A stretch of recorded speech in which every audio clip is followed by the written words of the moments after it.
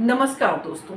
आज supreme court में तुषार शर्मा के सुसाइड केस की जब सुनवाई हो रही थी, उस समय सॉलिसिटर जनरल तुषार मेहता ने एक बहुत अच्छी बात कही है। उन्होंने कहा है कि divorce daughter is better than dead daughter.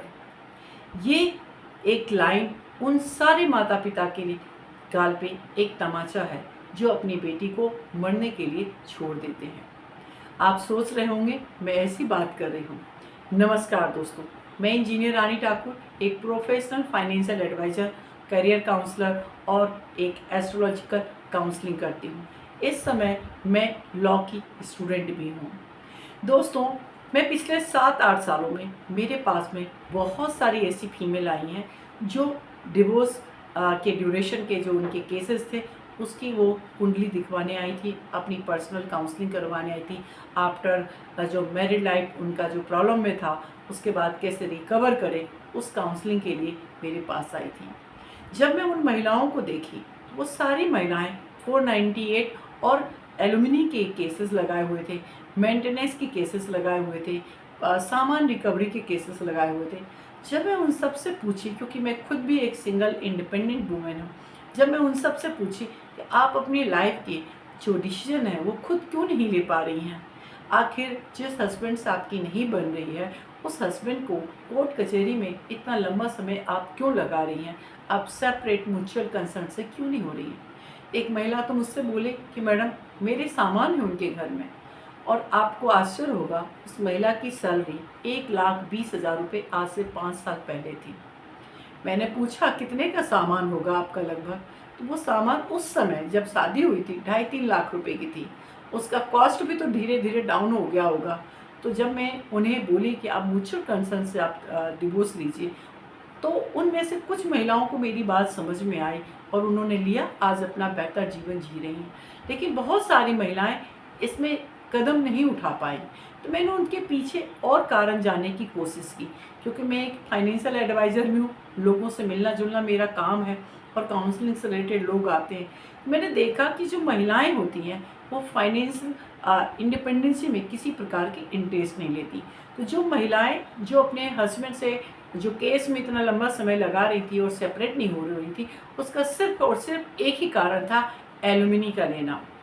उनके जीवन में एक टेंशन था कि मैं किसके सहारे आगे का जीवन जीऊँगी, क्योंकि मायके में यदि वो रहती हैं तो उनके भाई, उनकी भाभी वो उनको एक बर्डन के रूप में देखती हैं उस महिला को। उस महिला की हालत अपने ससुराल से ज़्यादा बदतर होता है।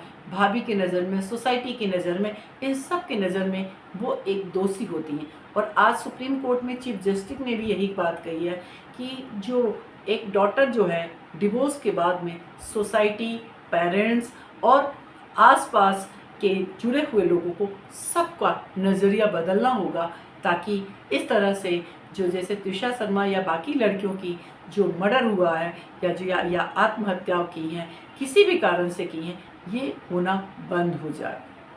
दोस्तों, क्योंकि जो महिलाएं होती हैं उनके उनके जीवन में सबसे बड़ा टेंशन यही होता है कि उनके लिए घर, उनके लिए खान पान और बाकी के जीवन की जो व्यवस्था है, आर्थिक व्यवस्था, वो कैसे की जाए।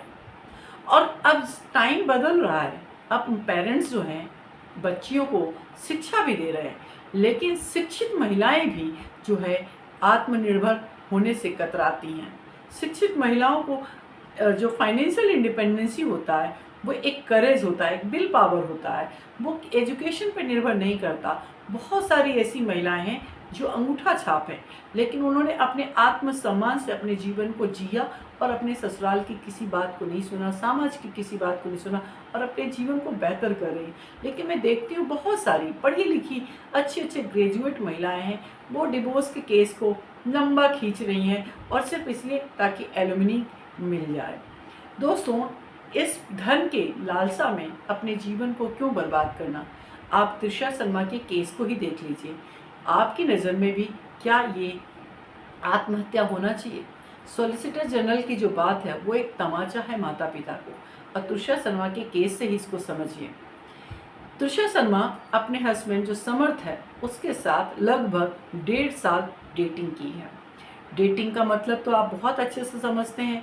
आज के ज़माने में 30-33 साल की लड़की और लगभग 35-36 साल का लड़का से ऊपर जो हो, वो डेटिंग में क्या बातें करते होंगे, एक दूसरे के अंडरस्टैंडिंग, और जो मॉडलिंग वर्ल्ड से जो नेम फेम की दुनिया से आई है वो कितनी ओपन होगी। 1.5 साल एक दूसरे के साथ कमिटेड रिलेशनशिप में रहने के बाद उन्होंने शादी की। शादी के 5 महीने के बाद ही लड़की ने सुसाइड कर लिया। चाहे उसकी हत्या हो, चाहे वो आत्महत्या हो, दोनों में ही लॉस तो लड़की का ही हुआ। इस 5 महीने में भी वो कितनी बार अपने पेरेंट्स के पास गई है। मार्च महीने में उसके भाई की शादी हुई, लगभग 20-25 दिन उसमें रही। उसके पापा का बाईपास हुआ, उसमें वो 20 दिन रही। अभी 17 तारीख को जब उसे पता चला कि वो प्रेग्नेंट है, तो 30 तारीख तक अपने मम्मी पापा के पास रही। आप अपने आप से एक बार पूछिए, जो लड़की इतनी ओपन है, जिसके पेरेंट्स इतना प्यार करते हों, वो क्या खुलकर अपनी दुख, अपनी पीड़ा अपने परिवार वालों को नहीं बताई होगी? यदि बताई होगी तो परिवार वालों की क्या जिम्मेदारी थी?